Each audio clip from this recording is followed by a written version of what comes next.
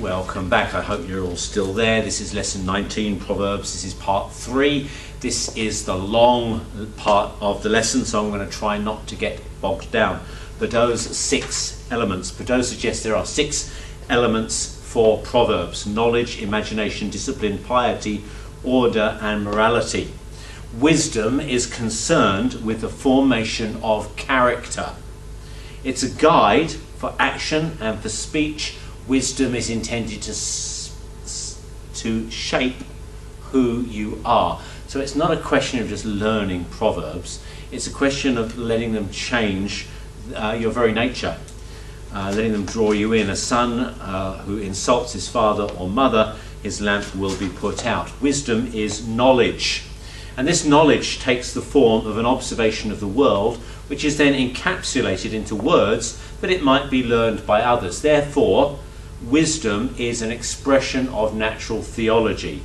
Moral qualities can be found in nature. We observe nature, and therefore we learn how we must act. Wisdom is an observation of nature. It demonstrates the belief that Israel had that there was an order to the world and that we must live by that order. This order is guaranteed and sustained by God. There is a natural order to life that must be upheld. Now, this shouldn't come as a new idea to you, because we've already seen it in books like Leviticus. The belief that the law is given twice, once at Mount Sinai, but once the law is given in the creation of the world. Creation itself is an expression of the Torah. Therefore, we must live in harmony with the way that God has created the world and in keeping with the Torah. This is why we don't eat the wrong foods. This is why we don't wear clothes that are woven out of 2 different materials, because we have to uphold creation, and in doing so we will find we have to live according to creation, and in doing so we will find harmony, peace and blessing. There are natural consequences for our actions. You will sow what you reap. And this, of course, there are consequences in everyday life, not just in our relationship with God. And by observing the world, you can learn what these consequences are. So, for example, a greedy person, the greedy stirs up dissension, but those who trust in the Lord will prosper. Now, this is what we've observed. We've seen that greedy people usually cause trouble because they want more than their share of what's going around, and therefore they upset everybody who wants their fair share. So the consequences of pride or greed are that they disturb the world order.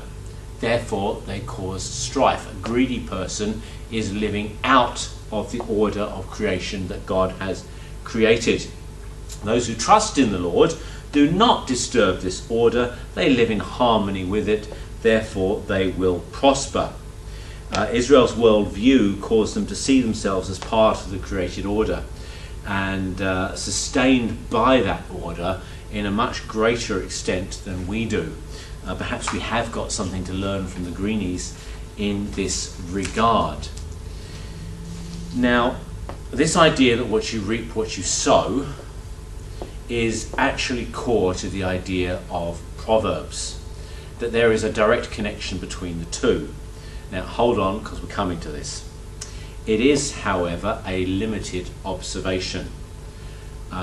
Is life that simple? Do we always reap what we sow? If we do, why then do good people suffer? And actually, Proverbs acknowledges that there is a limit to wisdom. So there is no wisdom, no insight, no plan that can succeed against the Lord. Now, I've already said that wisdom literature is proverbs, not promises.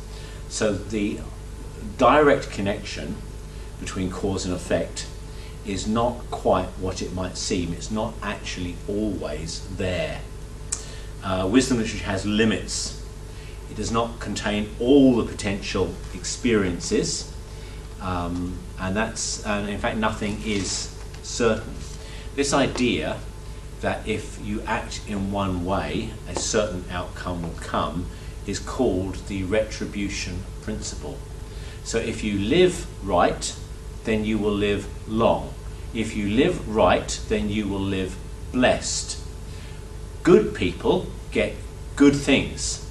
And by and large, this is true, but it is not always true. This retribution principle, and we're going to talk a little bit more about this in the weeks to come, is sometimes called contractual theology, it's sometimes called common theology, and it's sometimes called the law of sowing and reaping. Now, there is no law of sowing and reaping. It is at best a principle. Paul will talk about it, and he will say it's a valid principle, but it's not a law. It's not always true that when you do the right thing, consequences will be certain. Now, of course, there was a second part to retribution, and that is the observation that if things are going well in your life, it must be because you've done the right thing. And this is commonly held, but it's not actually something that is ever taught in the Bible. Therefore, if you are suffering, you must have done the wrong thing. Now, this is Job's problem. If he's suffering, then he must be evil. And you'll see the dangers that can accrue from this. Quick-tempered man does foolish things, and crafty man is hated. Wisdom is imagination. Wisdom uses colourful language to create truth, beauty, and delight. This is found in the vivid imagery and the juxtaposition of ideas that don't obviously go together. So the most obvious example of this is when the sages want to talk about wisdom. They don't talk about wisdom in abstract concepts. They say wisdom is a woman.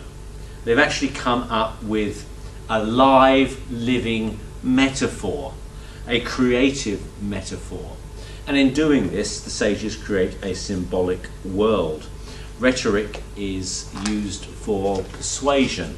So, for example, in Psalm 30, there are three things that are too amazing for me, four that I do not understand. This is a numerical teaching of the 3-4 axis that you will find reasonably frequently in the book of Proverbs. The way of an eagle in the sky, the way of a snake on a rock, the way of a ship on the high sea, and the way of a man with a maiden. So falling in love is compared with a ship sailing through the ocean. I get that. It's also compared with an eagle soaring in the sky. Now, I've been in love. I've actually been married at time of recording this. Yesterday was my 26th wedding anniversary. I'm still in love, and I understand. I feel this sensation of an eagle flying in the sky. I get it. But also this idea of falling in love, this early stage of relationship between a man and a woman, is described as a snake on a rock, and that's imagery which doesn't naturally follow. We're being questioned here. In what way is falling in love? In what way is the way that a young man acts when he falls in love, or perhaps the young woman acts when she falls in love, like a snake on a rock? Is this a phallic symbol? Is this a symbol of sexual intrigue? Or are we being warned that there is danger and perhaps duplicity in this idea of falling in love? It really does want to question life and to make us think about what's real around us. Now, the obvious thing that has to be said here is that wisdom uses poetic devices. Poetry, Hebrew poetry, is Proverbs. So we get all the same word pictures. We get the idea of creating pictures through comparison. We get the idea of simile and metaphor, the idea of revealing and concealing. So, for example, children are a crown of the aged, and parents are the pride of their children. Now, when it says children are the crown of the age, does that mean that children sit on their grandparents' head? Well, obviously not.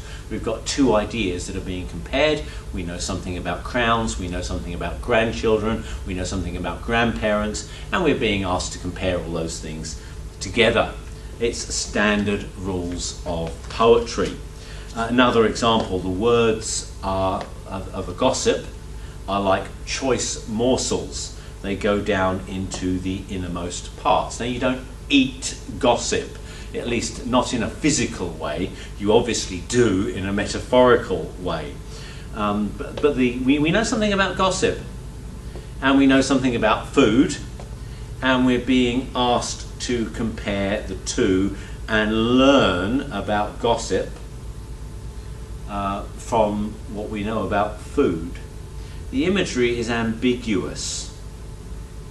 The proverb begs the question, in what way is gossip like meat? In what way is it like food? And we're supposed to think, and we're supposed to reflect, and it doesn't necessarily give us the answers. Does that mean that when you listen to gossip it becomes a part of you? Well, that's certainly true, but if I were to say that, you would lose some of the ambiguity. Proverbs is an open form of literature. You're supposed to think.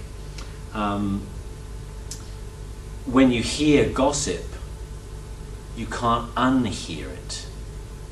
It's almost like if I say so-and-so, do you hear what happened to so-and-so? And even if you know what I say isn't true, it's still going to colour the way that you think towards that person. Is that what it's talking about here? Or is it suggesting that gossip is something we want to hear, but that it will actually do us danger? It will actually become a part of what we are. Proverbs is part of the genre of poetry. A gossip betrays a confidence, but a trustworthy man keeps a secret. 3, wisdom is discipline. It's what you do, and by practice, it's what you become. The wise person or sage integrates knowledge, character, action, and speech into their life. It's a lifelong endeavour that occurs as the stages of life are faced and mastered. For the sage, wisdom enables a person to avoid premature death, dishonour, unhappiness, poor health, anger, conflict, and failure. So wisdom teaches us to navigate life. But at the same time, wisdom teachings are not universal, they are context driven. Now we'll look at an example of that in a moment. The problem is, I've already told you that there's no context to Proverbs. Therefore, the context is the one that we find in real life around us, and we have to apply the proverb correctly to that life. The outcome of this is going to be that we are happy and that we have a full life. But because we are involved, because we have to think it through, it's not just a straightforward, easy formula for a successful life. If you do these things, this is what will happen. It's more intricate than that. In fact, a proverb, if you know a proverb but don't know how to apply a proverb, there's a proverb for that. And it says this. It says, as useless as the legs of one who is lame is a proverb in the mouth of a fool. He's got the proverb, he's got the knowledge, but he doesn't know how to apply it to the world around him. You have to apply Proverbs. They are an open form of literature. So the example that's given here is the classic one, and just about everybody that writes on Proverbs gives this example. It comes from chapter 26, and in verse 4 it says this: "Do not answer a fool according to their folly, or you will be just like them." So we got that. You don't answer a fool according to a folly. When you've got this crazy person spouting this crazy theory, the moment you engage with him, you end up coming down to his level. This is why you don't argue with children, because the only level at which you can argue with children is a child's level, and your wisdom's going to look really stupid at that level. It's simple. You've just been given wisdom and you know what to do. The problem is the next verse says this: "Answer a fool according to their folly, or they will be wise in their own eyes." I.e., if you don't tell a stupid person they're stupid, then they're going to go on thinking they're right. Now, we've just been told two completely opposite things. Which of them is right? Well, the answer is, in a situation where somebody is spouting folly, you've got to figure that out. You've got to figure out whether this is one of those times where you just leave it alone because you're not going to get anywhere, or whether actually you've got to intervene and you've got to say something, because otherwise this person's going to go on in their folly. And you've got to find the context, and you've got to figure out when this proverb fits. It's really quite clever. If a man shuts his ears to the cry of the poor, he too will cry out and not be answered. Wisdom is piety. Now, non-Christians are fairly comfortable with Proverbs because they actually don't think of them as being faith-based, but wisdom is never, ever secular. You can't divide secular and religious in Proverbs. Wisdom puts God at the centre of the created order and organises life around God. Wisdom has to be obeyed and learned, so ultimately wisdom is a gift from God. We are not born with this kind of wisdom, we have to learn this kind of wisdom. Proverbs is religion is found in all the actions of life, and wisdom literature is therefore handed down through the generations to keep faith stable. Wisdom literature does not distinguish between secular and religious. Between wisdom and faith, the two go together. There is no separation of them. Wisdom, where the law addresses these issues through commands, wisdom addresses these issues through character. So the law says do this, wisdom says be this. And you'll see that actually the edges between those two really do bleed, because the law actually wants to achieve the same thing, it's just going to do it in a different way. So wisdom literature was not separate from the faith of Israel. The same people that accepted the covenant and defined their existence through the Exodus and saw God working in history were also the people that wrote and read Proverbs. You can't divorce the two. The end, both law and Proverbs actually want to achieve the same thing. The law agrees with Proverbs that if you follow this moral way of living, it will bring prosperity, it will bring a relationship with God.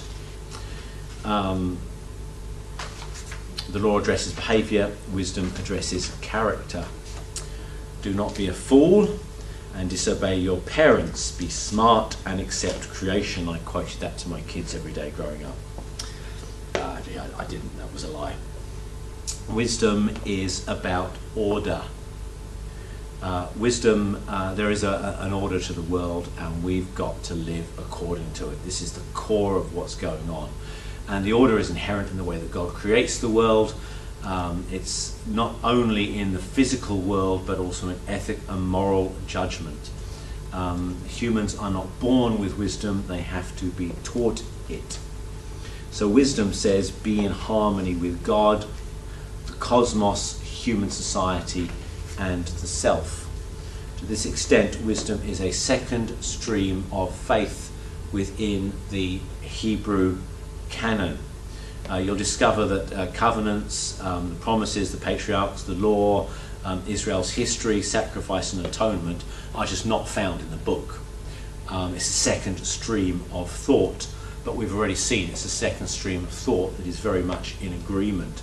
We get the absence of history and the absence of events, but the themes that you will find in Proverbs are the same themes that you will find in the Torah, in Psalms and in the prophets. So in some ways wisdom literature should be considered a second stream of thought, perhaps even a counter to the Torah, but very much parallel streams of thought.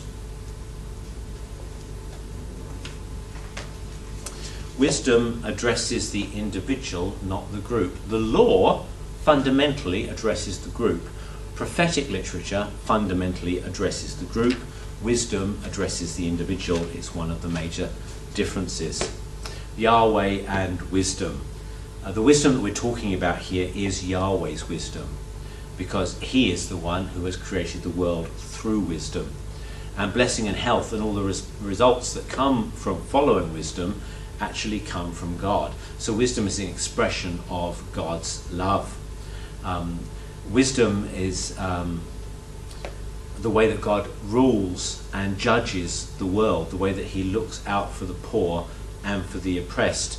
Wisdom is given by God to those who seek it. It comes from God. So what the sages are doing when they're observing the world is observing what God has actually shown in the world. So in giving wisdom, God gives himself, and wisdom is always life-giving. A good name is more desirable than great riches, and esteem is better than silver or gold. Finally, wisdom is moral instruction. The wise person is not someone who is intellectually clever, rather someone who knows how to behave in a given situation. So wisdom is moral and practical. Now, in our society, we talk about different kinds of intelligence. And we normally talk about your IQ, your intellectual intelligence. But recently, people have come to realize that sometimes you can find someone who is incredibly clever and incredibly stupid at the same time. And it's not necessarily the cleverest person that's going to be the right fit for your company. So we talk about emotional intelligence, or sometimes relational intelligence. So the ability to get on with people, the ability to get the best out of people, the ability to have stability within a work environment. And we've come to realise that EQ and IQ actually have to go together, and employing someone with just IQ might not be the best outcome. From a church perspective, we also want to talk about moral intelligence, in that just because you're intellectually clever and just because you're in touch with your feelings doesn't necessarily mean you know the right thing to do and the wrong thing to do. And moral intelligence is also important. And then we also talk about spiritual intelligence, the ability to understand God, the ability to hear from God, and the ability to do what's right before God. And for Proverbs, the wise and the fool are much more to do with those last three categories than they are the first. They are about emotional intelligence, they're about moral intelligence, and they are about spiritual intelligence. Therefore, the fool might be an incredibly clever person, but because they don't have those last three, because they don't have emotional intelligence or moral intelligence or spiritual intelligence, the Bible says they are a fool.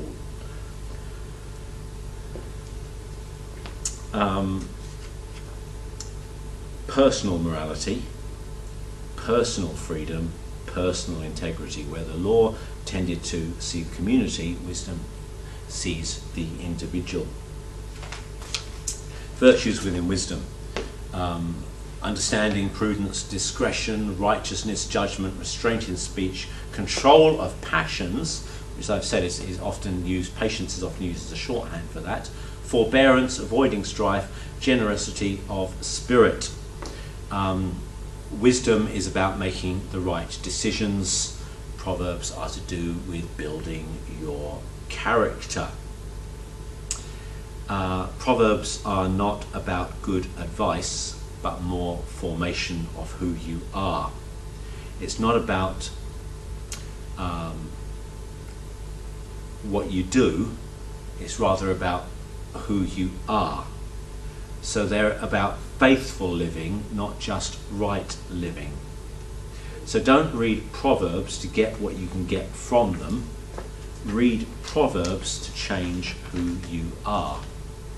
There are a set of character types in the book. There is the wise and the fool, there's the righteous and the wicked, there's the lazy and the diligent, there is the rich and the poor. And these don't always go together. So it's not automatic that the wise and the rich are the same. Sometimes the fool has money but doesn't know how to spend it, can't actually spend it to buy wisdom.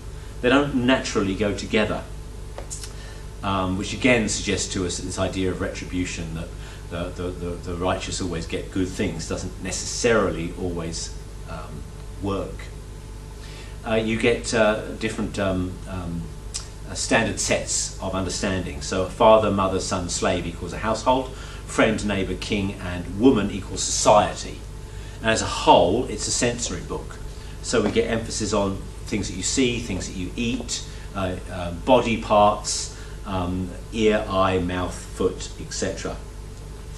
Wisdom is considered to be virtue, ignorance is considered to be malice. Proverbs are written more from the perspective of the rich, i.e. you're the one who's likely to be lending and giving rather than the one who's likely to be borrowing and receiving. There are exceptions to that. It's been suggested that Proverbs is more about reassuring the righteous than correcting the fool, and I'm inclined to agree with that. Two paths in life, one goes to wisdom and one to folly. And one last issue. Self-interest. The theory of retribution,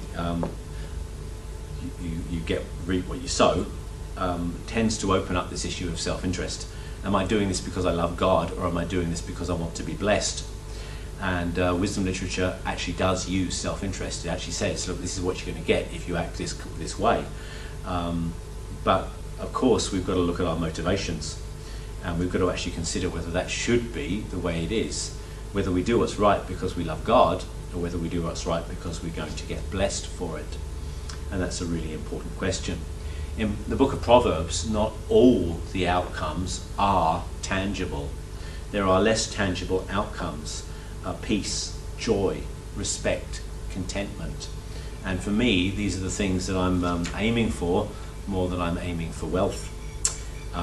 Maybe that's why I'm poor. End of part 3.